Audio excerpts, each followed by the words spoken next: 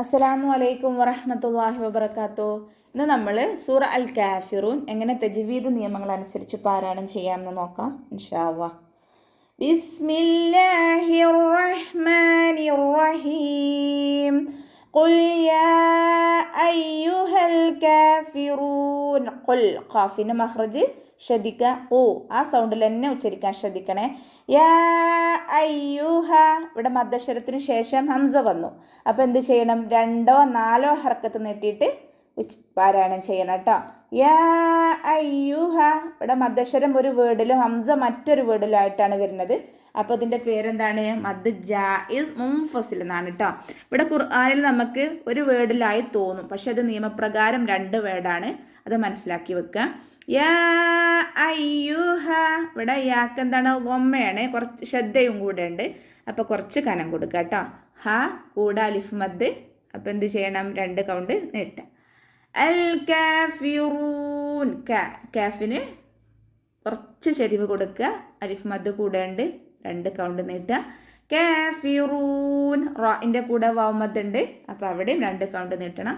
പിന്നെ നൂന് നമ്മൾ സുക്കൂന് കൊടുത്തിട്ട് നിർത്തും. സുക്കൂന് കൊടുത്തിട്ട് നിർത്തുമ്പോൾ നമ്മൾ എന്ത് ചെയ്യും? 2 or 4 or 6 ഹർക്കത്ത് നമുക്ക് നീട്ടിയിട്ട് നിർത്താം കേട്ടോ. ഇനി അടുത്ത ആയത്ത് ലാ അഅ്ബുദു. ലാ അഅ്ബുദു, ഇവിടെയും 2 or 4 ഹർക്കത്ത് നീട്ടിയിട്ട് പാരായണം ചെയ്യണം. കാരണം എന്താണ്? മദ്ദക്ഷരത്തിന് ശേഷം ഹംസ വന്നു. ഇതെങ്ങനെയാണ് വന്നത്? മദ്ദക്ഷരം ഒരു വേർഡിലും ഹംസ മറ്റൊരു വേർഡിലും ആയിട്ടാണ് വന്നത്. അപ്പോൾ എന്ത് ചെയ്യണം? 2 or 4 ഹർക്കത്ത് നീട്ടിയിട്ട് പാരായണം ചെയ്യണം. ഇതിൻ്റെ പേര് മദ് ജായിസ് മുൻഫസിലാണ് കേട്ടോ. അഅ്ബുദു, ഇവിടെ അയിനിൻ്റെ മഖ്റജ് എന്താണ്? അയിനിനെ തൊണ്ടയുടെ മധ്യഭാഗത്ത് തന്നെ വരുത്തണം.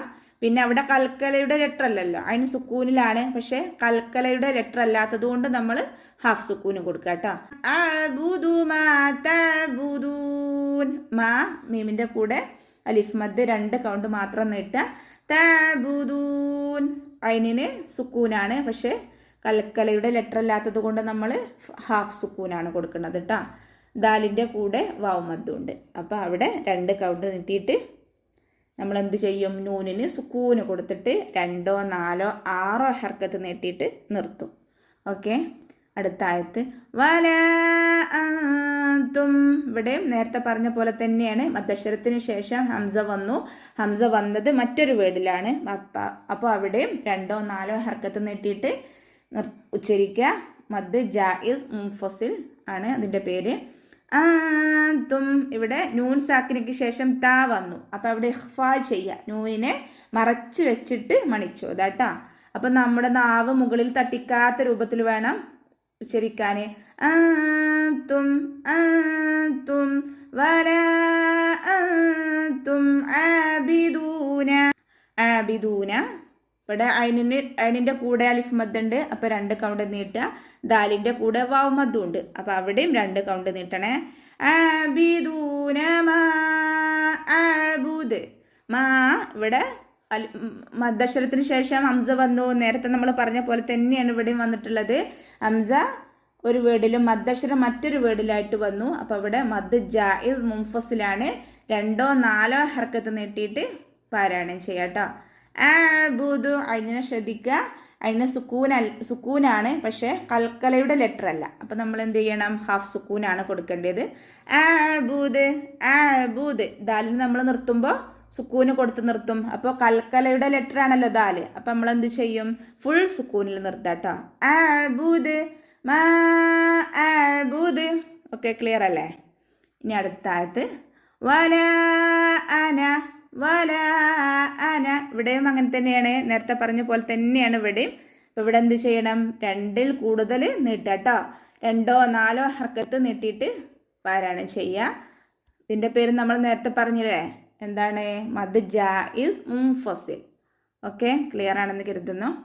ആബിദും മാ, അതിൻ്റെ കൂടെ അലിഫ് മദ് ഉണ്ട്, 2 കൗണ്ട് നീട്ടുക.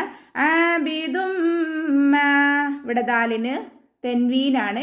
അപ്പോൾ തെൻവീനിന് ശേഷം മീമ് വന്നാൽ എന്താ ചെയ്യുക? അവിടെ എന്താണ് നിയമം? ഉന്നയോട് കൂടി മണിച്ചിട്ട് ലയിപ്പിച്ചു കേട്ടോ. ഉന്നയോട് കൂടി ലയിപ്പിക്കുക. ആബിദും മാ ആബിദും മാ അബത്തും അബത്തും അബത്തും അതിനെ ശ്രദ്ധിക്കുക. അബത്തും ഇവിടെ ദാലിന് ശരിക്കും സുക്കൂനാണ്, പക്ഷെ നമ്മൾ ഖുർആനിൽ സുക്കൂന് കാണൂല. അവിടെ ഇദാം ചെയ്യാനാണ് അവിടെയും ദാലിനെ അടുത്ത തായിലേക്ക് ലയിപ്പിച്ചു. അപ്പോൾ അവിടെ ദാലിൻ്റെ സൗണ്ട് കേൾക്കാത്ത രൂപത്തിൽ അബത്തും താന് ശ്രദ്ധ കൊടുക്കുക കേട്ടോ. താന് ശ്രദ്ധ കൊടുത്തിട്ട് അബത്തും എന്ന് പറഞ്ഞിട്ട് നിർത്തുക.